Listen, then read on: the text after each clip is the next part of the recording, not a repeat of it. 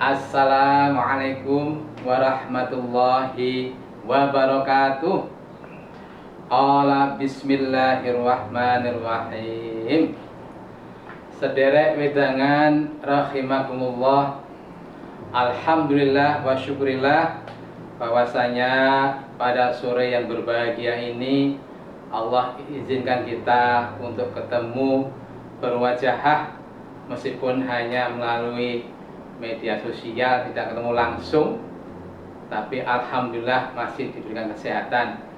Semoga saudara-saudara semuanya yang saat ini sedang melakukan berbagai kegiatan, mungkin di rumah, di perjalanan, atau barangkali di tempat pekerjaan, semuanya senantiasa dalam lindungan Allah Ta'ala.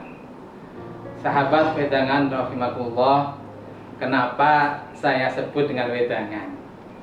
Ini kalau Anda pernah ke Jawa, kalau penjenengan pernah ke Jawa, ini istilah yang tidak asing lagi. Ya, wedangan itu kita kumpul-kumpul dengan teman-teman seperti ini, lah terus bawa ini merimuk ini. Nah, dan nanti kita mungkin minum jahe, bukan minum arak, bukan, minum jahe atau minum teh atau kopi. Ya, intinya supaya kita sama-sama kerasan ketemu teman-teman, kangen-kangenan, ngobrol ngalor ngidul. Nah, itu namanya wedangan. Nah, jadi artinya suasananya santai. Nah, wedangan ini berarti minum-minum. Dasarnya dari kata wedang atau minuman.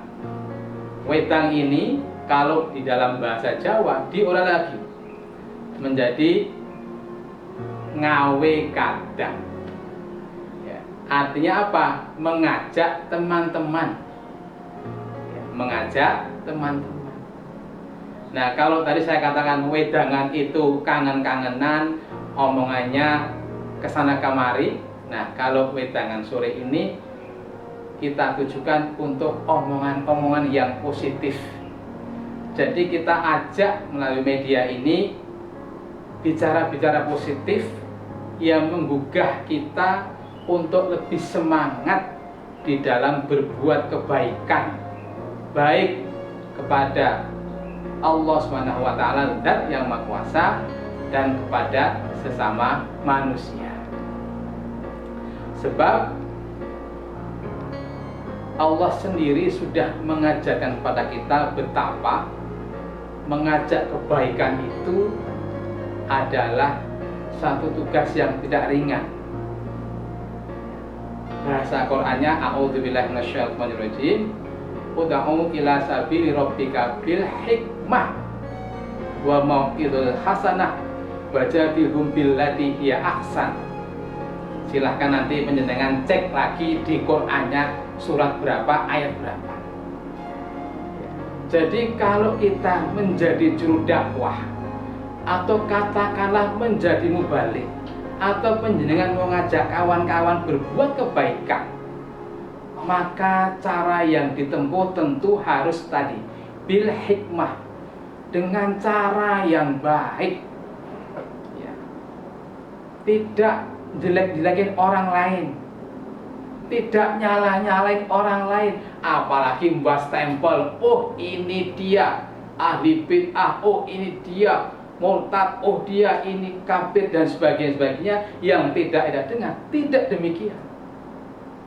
Mungkin kita bisa belajar atau melihat kembali cerita tentang riwayat dari Kanjeng Nabi Muhammad SAW, atau mungkin yang lebih spesifik lagi adalah, yang lebih khusus lagi adalah di tanah Jawa ini. Kita mengenal dulu adanya Wali Songo. Betapa mereka sangat bijaksana mengajak orang-orang Jawa waktu itu yang belum beragama Islam, kemudian masuk agama Islam tanpa paksaan, dengan riang gembira, dengan senang hati. Caranya gimana? Kita mungkin kalau pernah main ke Solo atau ke Demak atau ke masjid-masjid lama, di sana pasti kita lihat sebelum masjid ada halaman. Setelah halaman di situ ada semacam kolam, ya, ada air yang bersih. Ya, seperti kalau kita main ke Solo itu ada Masjid Agung, ada kolam bersih, kemudian baru ada tangga naik ke masjid.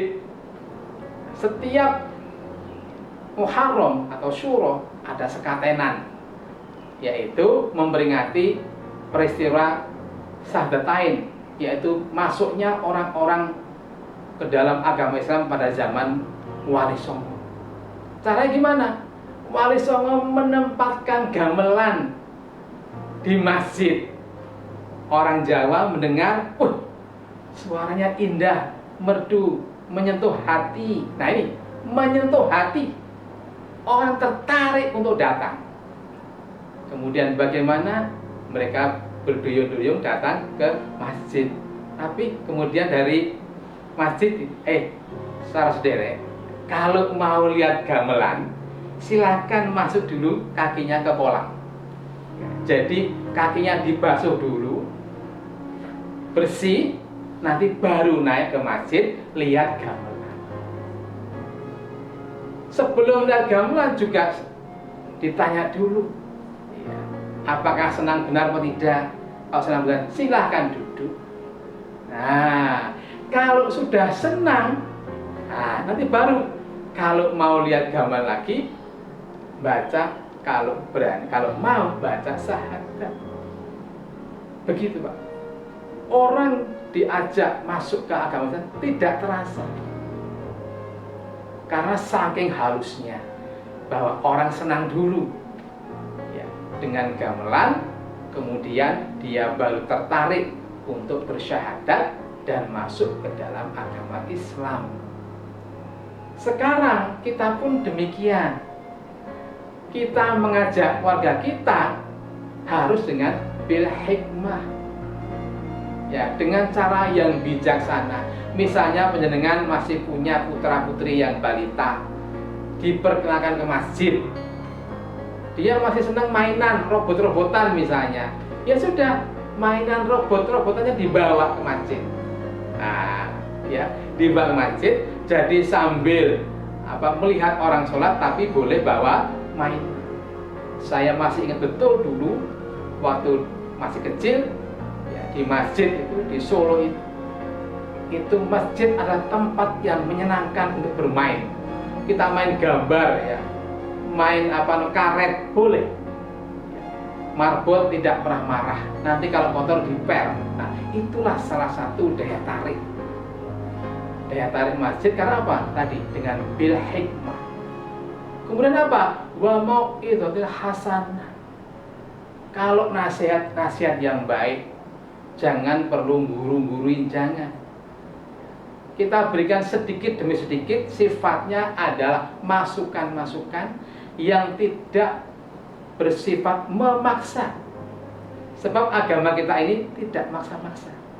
Kalau masuk harus dengan karep sendiri, harus dengan keinginan sendiri, karena tertarik, bukan karena iming-iming, bukan.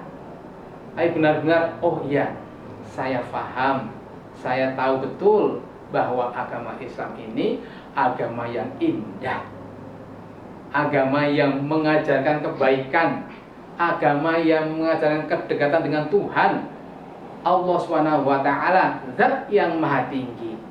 Nah, kalau kita sudah demikian, insya Allah dakwah kita ada. Terlebih sekarang ini orang sudah banyak yang pintar, media banyak, wallet apa saja ada. Namun demikian ternyata kita masih dituntut untuk melakukan yang baik, dengan nasihat yang baik, yang tidak menyakitkan, yang tidak menyebabkan orang benci ya, apalagi di media sosial. Kita sebarkan kalimat-kalimat thayyibah yang orang lain dengan mudah gampang menangkapnya. Dengan demikian orang akan tertarik setiap saat ya. Setiap saat akan tertarik. Saya ingat betul dulu waktu saya masih SD, di daerah saya ada pemilik salon ya, seorang sekarang ini mungkin jagoan gitu ya, namanya Batman ya, Batman, beliau pemilik salon. Suatu saat beliau ini melihat TV malam Jumat TVRI, ini tahun-tahun 70-an lah Pak, 70-an akhir lah. Kemudian bagaimana? Dia kaget, yang memberikan pengarahan atau ceramah di TV itu kok menarik, padahal sudah sepuh. Nggak baik guyon. Siapa beliau? Buya Hamka, Allah yarham. Buya Hamka orang serius, halus, santun, ilmu yang dalam, dan dalam menyampaikannya pun tidak dengan cara ngajari. Pak Batman itu yang tidak atau belum kenal dengan agama Islam tertarik. Akhirnya setelah pengajian selesai, dia tanya pada teman-temannya atau karyawannya, apakah ini pengajian ada setiap malam Jumat atau bagaimana? Iya Pak, nanti malam Jumat ada lagi. Maka kemudian dia nyetel kembali malam Jumat berikutnya pengajian Buya Hamka.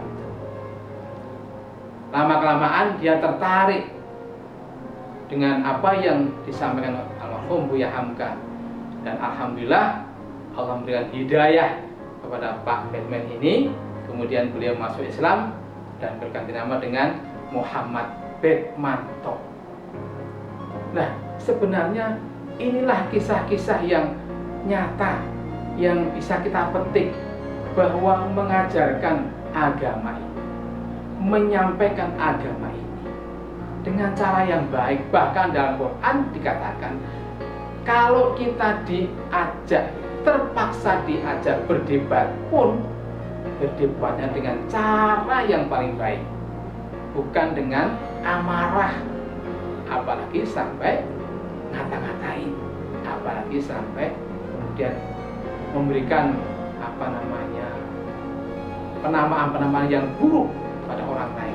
Tidak demikian. Agama kita tidak mengajarkan keburukan. Islam adalah agama yang damai dan menyuruh umatnya untuk selalu menyampaikan kedamaian. Kalaulah misalnya, kalaulah kita sampai berperang, maka berperangnya pun tidak dengan nafsu amarah. Masya Allah, luar biasa. Mudah-mudahan kita dengan semakin waktu, semakin banyak pengetahuan, semakin banyak ilmu yang kita timba tentang keislaman ini, maka hati kita semakin terbuka. Oh, ternyata apa yang diucapkan oleh Imam Syafi'i radhiyallahu anhu itu ternyata benar. Semakin aku mendalami Islam ini, maka semakin bodoh. Ternyata ilmu Allah tidak terbatas, dan ilmu saya, pengetahuan saya hanya sedikit sekali.